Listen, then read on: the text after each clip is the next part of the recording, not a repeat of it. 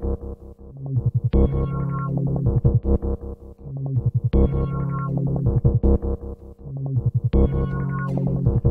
sommes à l'aube d'une révolution sans précédent. Je savais que j'aurais dû en acheter il y a 5 ans. C'est pas utilisé par les criminels, ça? L'impact environnemental est loin d'être négligeable. On prépare une ICO qui va tout révolutionner. Ça va jamais marcher en fait. 21 millions. Bienvenue dans 21 millions, l'émission Crypto-Pédago qui s'intéresse à la blockchain et à la décentralisation numérique.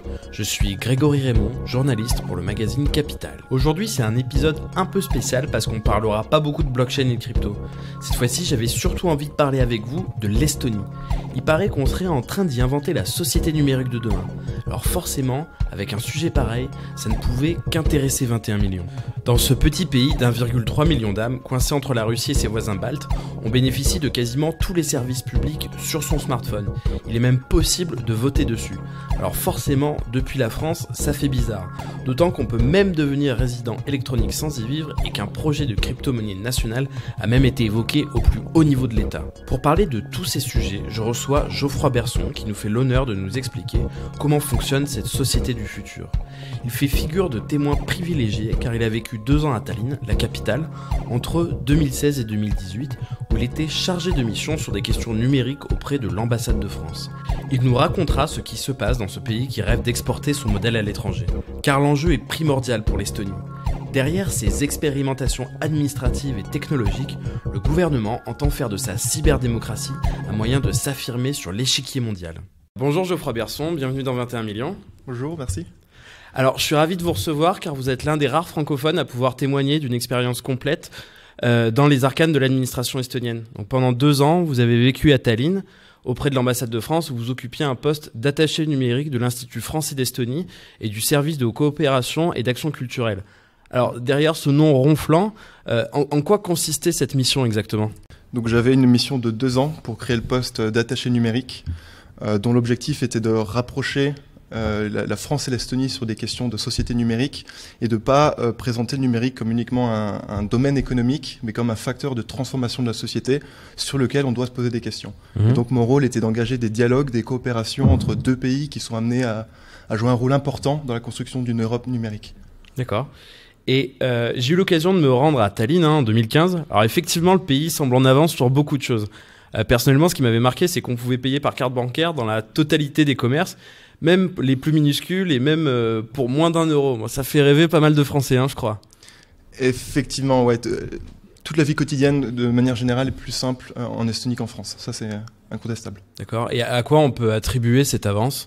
Il y a plusieurs aspects à ça. Je pense que c'est globalement un pays qui valorise l'innovation, qui valorise l'agilité, qui se pense comme un État agile et qui n'a pas peur d'essayer, de tester, d'échouer parfois, avec une méthode qu'on peut rapprocher des startups notamment.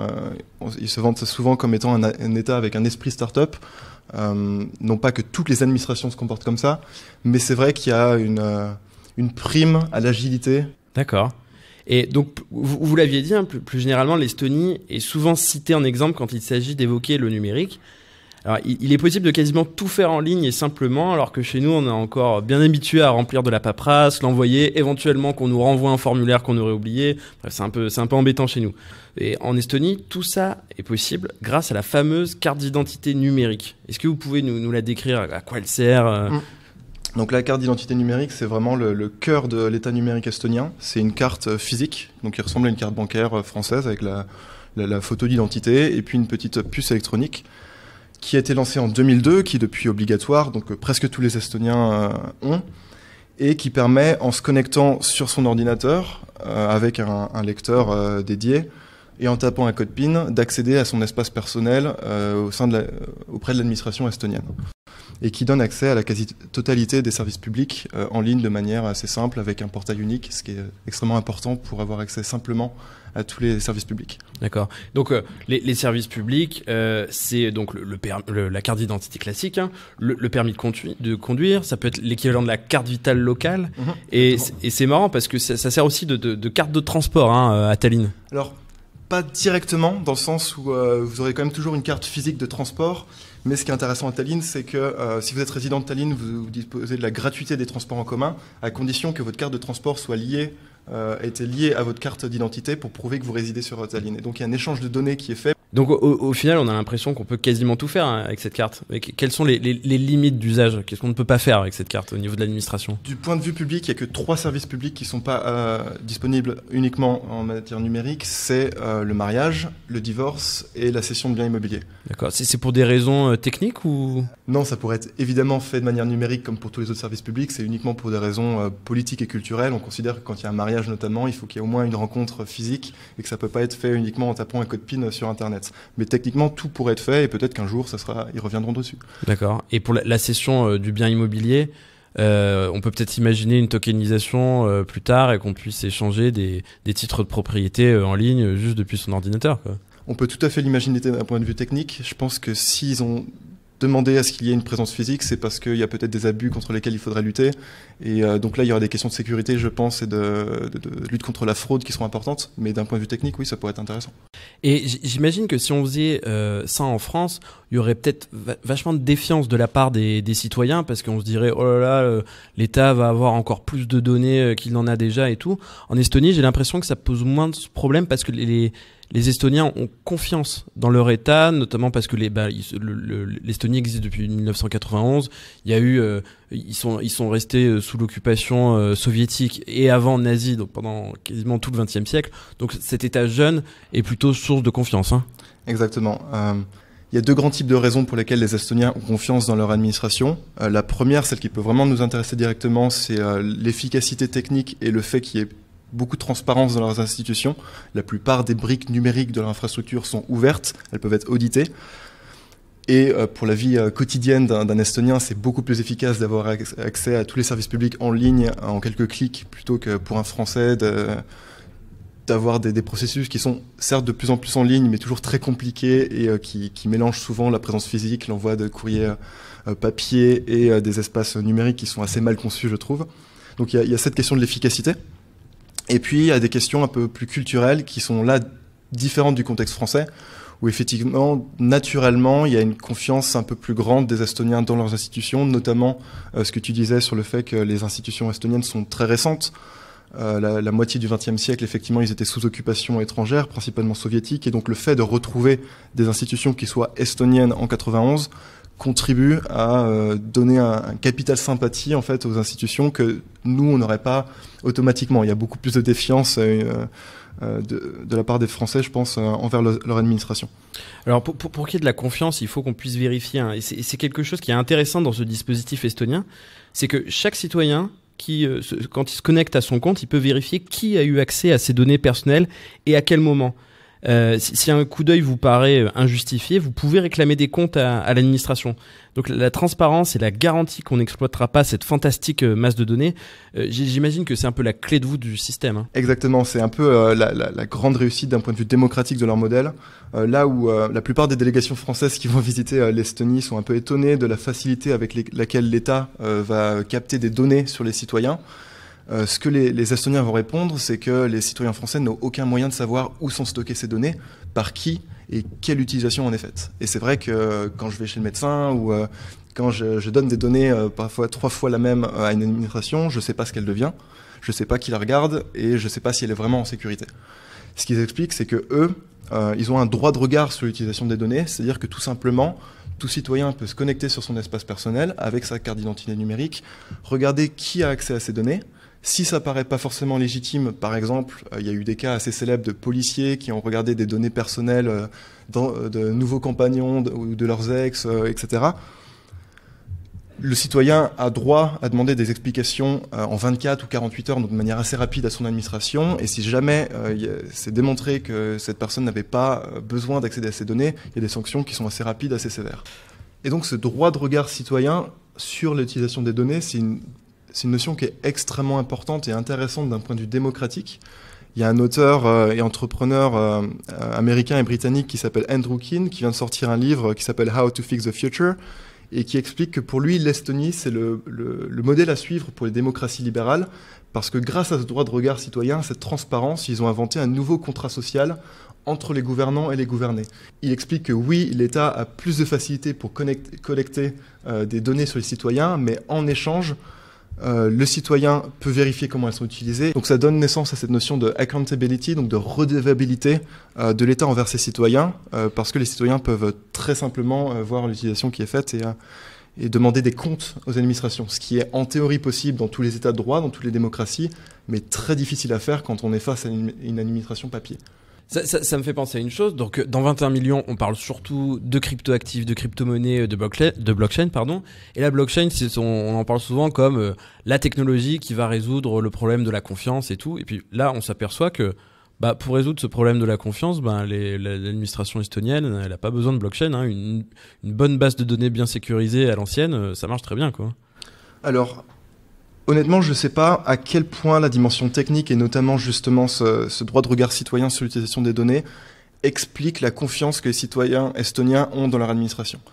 Je ne sais pas si ça aurait suffi pour, imaginons dans le contexte français, répliquer la même technologie et considérer que parce qu'on a un droit de regard sur l'utilisation de nos données, automatiquement la même confiance serait créée. Honnêtement, je ne sais pas. Des fois, j'ai un peu l'impression que la confiance, il avait par défaut à l'origine, et que tout ce qui va être ouverture de leur infrastructure et transparence qui est progressive, tout n'a pas été transparent dès le début, les codes sources sont ouverts au fur et à mesure, vient un peu en bonus. Et donc la carte d'identité numérique permet donc de voter depuis chez soi, avec son ordinateur ou même avec son smartphone. La question que je me pose, c'est est-ce que c'est assez sûr ? J'imagine que c'est extrêmement débattu là-bas. Ça l'est pas tant que ça, pas assez en tout cas. Globalement, le vote électronique est très peu remis en cause. Il est même pas. Il n'y a aucun parti politique ou aucune association qui va frontalement remettre en cause le vote électronique, même en débattant des conditions de sécurité. Ce qu'ils vont expliquer, c'est que d'abord la technologie est une des technologies les plus en pointe sur la sécurité numérique. Ils ont plusieurs entreprises qui sont en pointe sur le sujet, sur la cybersécurité. Ce qui est intéressant aussi, c'est la façon dont le processus a été pensé. Le vote électronique ne remplace pas forcément nécessairement le vote papier. En fait, il existe toujours le vote papier, c'est toujours exactement, possible. Déjà, le vote papier est toujours possible et 2/3 à peu près des votants estoniens vont toujours à l'isoloir pour mettre un bulletin papier. Et surtout, le vote électronique, il est ouvert pendant une période de 1 à 2 semaines jusqu'à quelques jours avant les élections officielles, pendant lequel on peut réitérer notre vote autant de fois qu'on le veut. Donc un des grands arguments sur la question de la sécurité, notamment du vote électronique, c'est qu'il n'y a aucun moyen de prouver qu'il n'y a pas une personne à côté de vous qui vous force à voter pour tel ou tel candidat, ce qui est un argument excellent. Et historiquement, on a inventé l'isoloir pour justement être sûr que les citoyens n'ont pas trop de pression au moment de voter. Donc le processus de vote électronique est tel que s'il y a une personne qui a changé d'avis au cours de cette durée pendant laquelle le vote électronique était ouvert ou qui a subi des pressions, elle peut revoter et ce nouveau vote va annuler en fait le précédent vote. Le jour J, le jour où les gens votent avec bulletin papier, là le vote électronique est fermé, c'est ça ? Exactement. Le vote électronique ferme quelques jours avant la tenue de l'élection. Et si une personne qui a voté en ligne souhaite se rendre également à son bureau de vote, c'est le vote papier qui va être pris en compte et pas le vote électronique. D'accord. Donc, ce qui permet de répondre à la critique des pressions externes. D'accord. Donc s'il y avait des tentatives de piratage, donc ça se verrait avant. Et puis si c'était vraiment avéré, l'État dirait bon, on annule tout ce qui a été pris électroniquement et vous allez voter avec votre bulletin papier le jour J. Exactement. C'est un peu comme ça que c'est conçu. C'est un de leurs arguments en termes de sécurité, effectivement, qu'il y aura un collège d'experts qui va voir s'il y a eu des incidences sur le vote électronique et s'il y en a, ils vont décider d'annuler, ce qui n'est jamais arrivé, d'annuler le vote électronique et de demander à tout le monde de se rendre aux urnes. C'est intéressant parce que l'Estonie c'est un des premiers pays qui a mis en place le vote électronique, alors que paradoxalement c'est un des pays qui redoute le plus des attaques informatiques. Une grande partie de la population estonienne redoute des tentatives d'ingérence de la Russie sur son ancien satellite. Et en 2007, par exemple, l'État russe a attaqué les réseaux de son voisin pendant près de 2 semaines et ont rendu inaccessibles d'importants services administratifs et bancaires. Donc la peur de piratage doit vraiment être présente. Tout à fait, c'est pour ça qu'il s'impose des standards de transparence déjà sur le processus, sur le déroulement du processus de vote, et puis des exigences de standards de sécurité sur la technologie qui est utilisée. Et ce qui est intéressant justement, c'est qu'il y a une différence d'approche sur la question de la vie privée et de la sécurité en ligne entre des pays comme l'Estonie et des pays comme la France. C'est que pour eux, le principal sujet, ça va être l'ingérence, effectivement, les risques d'ingérence et d'attaque de pays étrangers, notamment la Russie. Là où les Français auront plutôt peur que l'agrégation de données, de la part du secteur privé comme de la part du secteur public, puisse mener à des risques pour la vie privée, etc. C'est pas tout à fait leur souci là-bas. Est-ce que ça a eu des effets sur la participation en Estonie ? A priori, non. De manière générale, l'Estonie, c'est un pays où on vote moins que dans les pays d'Europe de l'Ouest. Donc le taux d'abstention pour les législatives, ça sera 30, 35, 40%, là où en France, pour les présidentielles, ça sera 20, 25%. C'est des chiffres qui sont assez élevés, qui sont en lien en fait avec les pays de l'ancien bloc communiste. Donc il n'y a pas forcément d'exception estonienne à ce niveau-là. Et puis quand on regarde sur l'évolution dans la dernière douzaine d'années, donc c'est-à-dire la période pendant laquelle c'était possible de voter en ligne, on n'a pas vraiment vu d'augmentation. Il y a une légère augmentation de plus 6 points de la participation sans que personne puisse l'attribuer à la facilité de voter en ligne. D'accord, donc faut pas imaginer que si les gens ils ont pas à sortir de chez eux, ça va tout changer dans notre démocratie, quoi. Ça va... Non, ce qu'on voit en fait en général, c'est ceux qui avaient déjà prévu de le faire, le font de manière électronique parce que c'est plus simple pour eux, ou ils sont en voyage, etc. Mais en général, ça permet pas de reconnecter des personnes qui étaient éloignées des institutions au jeu politique. D'accord, c'est donc juste de l'optimisation, quoi. Exactement, c'est l'optimisation. Et maintenant, j'aimerais que vous nous parliez d'un autre statut très célèbre en Estonie, c'est le statut de e-résident dont raffolent les entreprises étrangères notamment. Est-ce que vous pouvez nous expliquer ce que c'est, à quoi ça sert ? Le programme e-résidence, c'est un programme qui est né il y a 4 ans et qui permet à des personnes qui sont pas citoyens estoniens et pas résidents estoniens, de quand même bénéficier de l'infrastructure que les Estoniens ont développée depuis 15 ans. Donc concrètement, on reçoit notre propre carte qui est presque comme une carte d'identité, sauf qu'il n'y a pas de photo dessus, donc elle ne donne pas le droit de voyager dans l'espace Schengen, et elle ne donne pas le droit de voter, notamment en Estonie, d'avoir des droits de citoyens, mais qui donne droit à avoir accès à la plupart des services numériques auxquels ont accès les Estoniens. Donc l'usage type, souvent, ça va être des entrepreneurs, notamment des digital nomades, qui vont avoir un business en dehors de l'espace Schengen et de l'Union européenne, qui aimeraient avoir un pied dans le marché commun et qui vont pouvoir, à distance, sans être en Estonie, incorporer un business estonien avec tout ce que ça comporte comme facilité administrative. Toute votre entreprise peut être gérée en fait en ligne très facilement. Et à partir de là, d'avoir accès au marché unique européen. D'accord, donc tout ça pour 100 €, quoi. Tout ça pour 100 €. Et donc c'est pas un peu un paradis fiscal qui cache son nom ? Qu'est-ce que cherche à faire l'Estonie derrière ? Il y a beaucoup de questions qui ont été posées à ce sujet, qui peuvent être compréhensibles, mais l'Estonie, c'est pas un paradis fiscal. On y paye des impôts, il y a des accords de coopération avec la plupart des pays, notamment en Europe, sur l'imposition. Plutôt qu'un paradis fiscal, en fait, ça va être un paradis administratif, ce qu'on va dire. C'est-à-dire que c'est beaucoup plus simple de gérer son entreprise avec l'infrastructure estonienne qu'avec l'infrastructure d'autres pays, notamment la France, et encore plus, je pense, d'autres pays, notamment en voie de développement. D'accord. Donc en fait, ce programme de e-résident, c'est comme une super publicité de l'administration estonienne, en fait. Ils ont ce branding autour d'une nation numérique sans frontières avec leur projet e-résidence qui est extrêmement intéressant et qui permet d'attirer l'attention de beaucoup d'innovateurs dans le monde. Et puis d'un point de vue plus pragmatique, c'est un moyen de capter une partie de la valeur qui est créée dans cette économie numérique qui est extrêmement mobile et autour de laquelle il y a beaucoup de concurrence entre les États pour attirer cette valeur en fait. Les Estoniens sont assez pragmatiques, ils voient bien que les entrepreneurs du numérique, même s'ils peuvent être attirés par les infrastructures numériques estoniennes, ils vont pas tous se mettre à aller vivre en Estonie pour une raison simple, c'est que le climat y est pas très accueillant. En revanche, ils ont réussi un tour de force et un peu une nouveauté, c'est de capter cette valeur sur une nation numérique qui n'est pas physique, donc qui n'empêche pas les gens de quitter leur famille, de quitter leur business local, et qui leur permet en même temps de bénéficier quasiment des mêmes avantages qu'auraient les Estoniens et les résidents de Tallinn.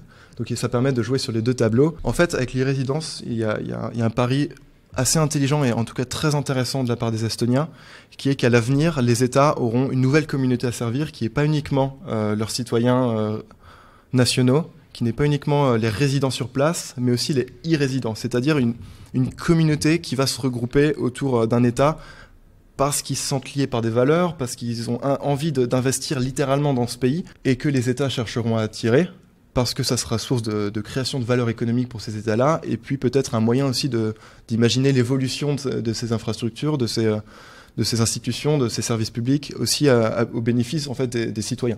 Et ce pari-là qu'ont fait les Estoniens, que les États vont servir aussi une communauté de résidents autour d'eux, commence à être validé parce qu'on voit d'autres pays qui pensent à avoir leur propre programme d'e-résidence. Il y a l'Azerbaïdjan qui a annoncé qu'ils allaient être le 2e État. Il y a Dubaï qui pense vouloir faire la même chose. Et ce que disent les Estoniens, c'est qu'ils accueillent en fait cette compétition, pas parce qu'ils pensent que ce sera des concurrents qui vont leur voler leur business, mais parce que ça poussera chaque État en fait à définir ce qu'ils ont à apporter aux entrepreneurs autour du monde, à définir ce que c'est que leur valeur ajoutée sur la scène de l'économie numérique. Et en fait, on en revient un peu à cette théorie des avantages comparatifs de Ricardo, que chaque État devra se spécialiser sur un domaine en particulier et que ça sera bénéfique au sens global pour l'économie mondiale. Et c'est assez intéressant, je pense, à suivre dans les années à venir. Ouais, complètement. Et l'Estonie est apparue en pointe parce que en 2017, ils ont commencé à parler d'une crypto-monnaie étatique, donc l'Istcoin. Aujourd'hui, on a l'impression que ça s'est un peu arrêté. Qu'est-ce qu'il en est exactement ? Qu'est-ce qu'on peut dire sur ce projet ? Ce qu'on peut dire avec certitude, c'est qu'il y a eu beaucoup de malentendus autour de ce projet. Donc en 2017, effectivement, il y a un article Medium qui a été posté par Kaspar Korjus, qui était le directeur de la mission du programme e-résidence, qui expliquait globalement qu'ils avaient cette idée, qu'ils avaient ce constat. D'une part, l'Estonie a une infrastructure numérique qui fait beaucoup d'envieux, qui est quasiment unique au monde. D'autre part, ils ont cette communauté de e-résidents qui est unique au monde. Et il y a cette promesse qui est faite par la technologie blockchain d'avoir des intérêts pour notamment tout ce qui va être gestion de communauté, possibilité d'investir dans des projets, etc. Et Kaspar Korjus et le reste de son équipe se sont dit pourquoi pas associer les trois et pourquoi pas essayer d'imaginer un token ou une crypto-monnaie qui pourrait bénéficier à la fois aux e-résidents mais aussi à l'Estonie en retour. À partir de là, il y a eu beaucoup d'emballements médiatiques. Oui, les médias sont vraiment responsables de l'engouement, je pense. Il y a eu beaucoup de médias qui ont repris en boucle que l'Estonie annonçait officiellement le lancement d'une crypto-monnaie étatique. Déjà, qu'est-ce que c'est qu'une crypto-monnaie étatique ? Personne ne l'avait défini. En tout cas, c'était pas défini comme tel dans l'article original de Kaspar Korjus. C'était pas un projet officiel de l'État estonien. C'était vraiment cette équipe qui mettait sur la table une idée qu'elle avait eue et avec laquelle elle voulait engager des experts pour voir ensemble ce qui pouvait être imaginé. Donc c'est vraiment une méthodologie de start-up en fait, de lancer une idée sur la table et d'essayer de construire avec les personnes les mieux placées un nouveau service. Donc c'était pas du tout une politique publique engagée de l'État estonien. Et pourtant ça a été présenté comme ça dans beaucoup d'articles. Ça a été présenté comme ça et depuis je me méfie beaucoup sur ce qui est dit. Depuis, je me méfie beaucoup de ce qui est dit sur tout ce qui est blockchain et crypto-monnaie dans les médias qui ne sont pas spécialisés. Mais maintenant, qu'est-ce qui se passe ? Est-ce qu'on expérimente vraiment là-dessus ou le projet était abandonné parce que la BCE a dit « Oula, non, ça n'arrivera jamais une crypto-monnaie étatique au sein de la zone euro ». Qu'est-ce qui se passe ? Je pense qu'il y a eu deux limites à ce projet. La première, c'est que c'est un reproche qu'on fait souvent en fait, à la blockchain en tant qu'innovation. Ça paraît être une réponse géniale, mais quel est le problème ? C'est une solution, mais où est le problème ? Et c'était un peu ce qui transparaissait dans l'annonce originale, c'est on a envie d'utiliser une technologie, mais sans savoir exactement quel était le problème qu'on essaie de résoudre. Donc ça, c'est la première limite. La deuxième, c'est qu'effectivement, l'Estonie étant membre de la zone euro et l'Estonie étant globalement un État qui respecte toujours très strictement les règles internationales, que ce soit de l'Union européenne, de l'OTAN, etc., on ne voyait pas comment il pouvait y avoir un projet de crypto-monnaie qui pouvait entrer en concurrence avec l'euro. À partir du moment où ces deux limites sont posées, il fallait temporiser et prendre le temps de voir vraiment à quel point ce projet d'Estcoin avait du sens ou pas. Ce qui a été perçu par une partie de la presse comme un recul à partir du moment où notamment Mario Draghi avait annoncé que c'était pas possible d'avoir une crypto-monnaie dans la zone euro, concurrente de l'euro. Sauf que d'un point de vue juridique, est-ce qu'un token basé sur une blockchain, est-ce que c'est forcément une crypto-monnaie ? Est-ce que c'est forcément un concurrent à l'euro ? La question n'a pas été tranchée. La question est légitime, elle est intéressante, mais elle n'a pas été tranchée. D'accord. Donc là, on peut dire que le projet est au point mort. Le projet n'est pas abandonné, mais concrètement, c'est pas du tout une priorité du programme e-résidence. Ils ont sorti il y a quelques jours un white paper sur la prochaine étape sur e-résidence 2.0. Et si vous faites CTRL F et que vous cherchez Estcoin ou blockchain, il y a 2 ou 3 mentions. D'accord. Bon, je pense aussi que l'Estonie peut se permettre d'aller beaucoup plus vite parce qu'elle est très dynamique. Voilà, son tissu de start-up, l'innovation, enfin tout se passe très bien là-bas. Mais pour faire bouger quelque chose comme la zone euro ou la BCE derrière, ça va prendre beaucoup de temps, quoi. Oui, il faut pas fantasmer non plus l'agilité et la modernité de l'État estonien qui reste un État européen comme un autre, avec les mêmes contraintes. Autant dire que tout le monde au sein du ministère des Finances estonien n'était pas du même avis sur l'intérêt d'un S-Coin, clairement. Donc c'est intéressant de voir comment il y a cette start-up d'État, et c'est un peu, ça a été pensé comme ça, qui est le programme e-résidence, à quel point ils arrivent à être agiles, à proposer des nouvelles idées, à essayer d'engager des experts autour de ces idées. Mais il ne faut pas croire que tout l'État, toute l'administration va avoir la même agilité. C'est pas le cas. D'accord. Et pour finir, juste, j'aimerais avoir votre impression personnelle sur cette société numérique du futur inventée par l'Estonie. Donc vous qui y avez vécu pendant 2 ans, le résultat des courses, c'est quoi ? Beaucoup de com'? Est-ce que c'est vraiment utile ? Alors il y a plusieurs choses. Si on analyse le point de vue démocratique déjà, il y a une question intéressante, c'est est-ce que la construction d'un État numérique permet de mieux répartir le pouvoir au sein de la société, mieux associer notamment les citoyens à la prise de décision, imaginer de nouveaux rapports entre les gouvernants et les gouvernés. De manière générale, l'exemple estonien prouve que c'est absolument pas automatique et que ça n'arrive pas si c'est pas une priorité au moment de construire la transformation numérique de l'État. Et clairement, c'était pas la priorité des Estoniens qui était pour eux de rapidement construire un État à partir de pas grand-chose après l'indépendance de l'Union soviétique. Et qu'aujourd'hui, si on analyse la situation estonienne, un citoyen estonien n'a pas, je pense, plus de pouvoir politique qu'un citoyen français. Ça, c'est la première chose. La deuxième chose, en revanche, c'est vrai qu'il y a beaucoup de communication sur leur projet de nation numérique. Mais je pense qu'on ne peut pas leur reprocher, au contraire, c'est un énorme atout, et je pense que ça va être un des enjeux de la puissance des nations à l'ère du numérique, c'est de savoir incarner un storytelling pour attirer de la valeur économique sur leur territoire physique ou sur leur territoire numérique, comme l'Estonie est en train de le construire avec le programme e-résidence.